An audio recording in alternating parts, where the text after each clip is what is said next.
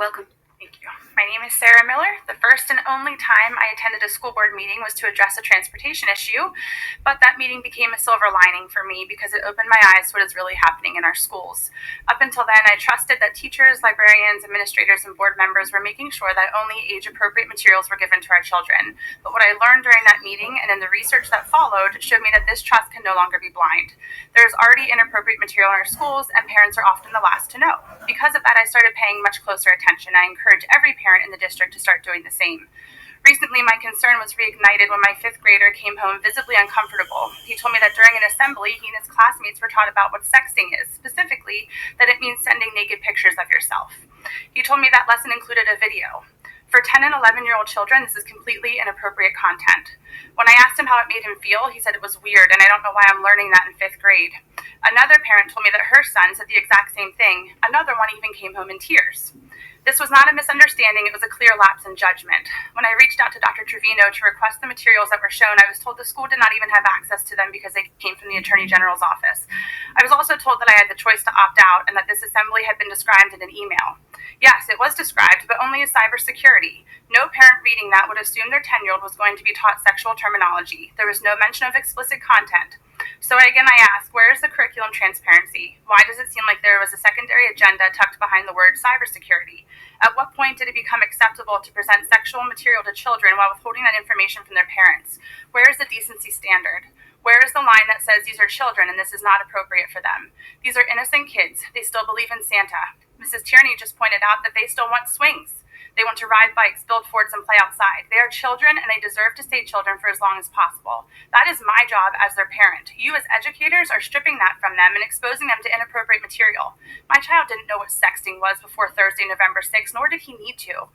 Stop stripping the innocence from our kids. Stop taking the child out of their childhood. This situation also crossed an important line: parental boundaries. Parents were not given accurate information. We were not warned. Parents were not allowed to meaningfully opt out because the description was incomplete and misleading. You cannot claim parents had a choice why they were not given truthful and full information to make that choice. That is not partnership, that is overreach. Our schools should be a place where children feel safe, respected, and appropriately guided. Introducing sexual content to elementary students without disclosure, consent, or parental notification is an overstep and a breach of trust. Curriculum transparency is not a request, it is a requirement. We have the right to know what is being taught, who is teaching it, how it is being delivered, and what materials are being shown. The days of vague descriptions and behind-the-scenes decisions must end. A decency standard must be clearly defined, publicly accessible, and consistently followed. As parents, we have the right and responsibility to know what children are being taught. I'm asking this board to implement immediate steps to ensure full curriculum transparency, including assemblies and outside presenters.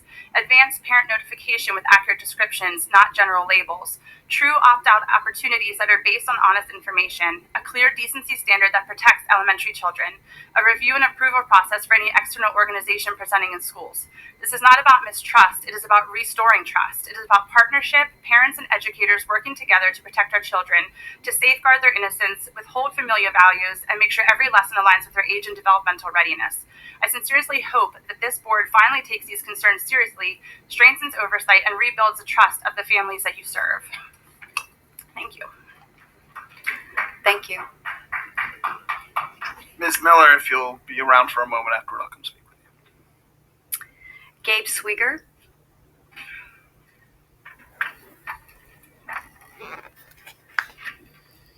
If you don't mind, I'll stand. I come to you as a proud father because today my 8-year-old came to me after school and told me that her and 2 of her friends have banded together to keep a bully from hurting another student. For this, I am proud. I spent 8 years as a United States Army drill sergeant. I've trained about 5,000 soldiers. I've addressed every issue that's ever come to me. And you have an administrator right now that is failing. Your pledge is we are committed to providing students with inspired and relevant experiences. Your vision statement says that the West Shore School District continuously cultivates a safe and invitational school climate that welcomes the involvement of students, parents, educators, staff, and community. Student learning from your website. We believe learning must occur in an emotionally secure, physical, safe, and academically supportive environment. I can go on with what you have on your district website. My father-in-law talked about how my daughter has had to sit in a hallway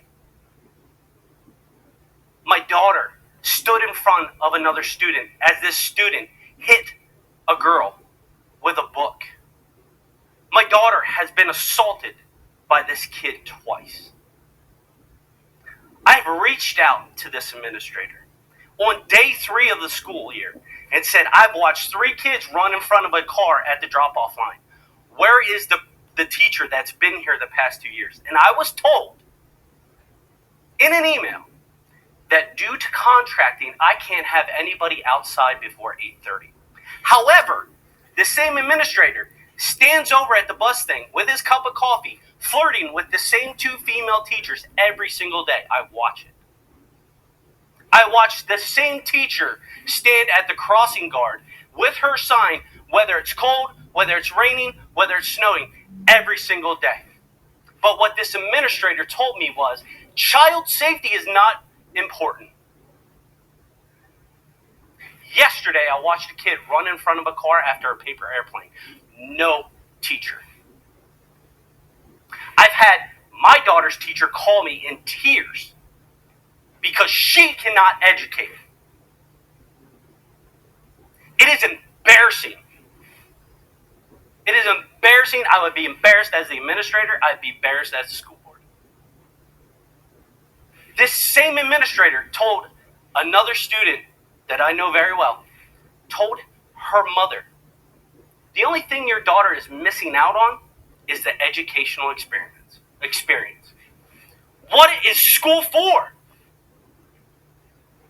Your job is to educate. You have it right here in your vision statement. You have 3 levels of discipline.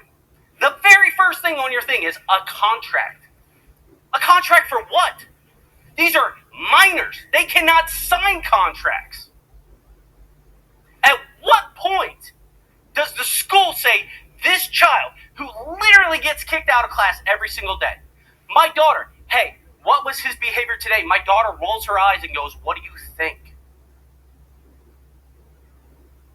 Your job is to educate and provide a safe learning experience. My daughter today had to protect herself from this student.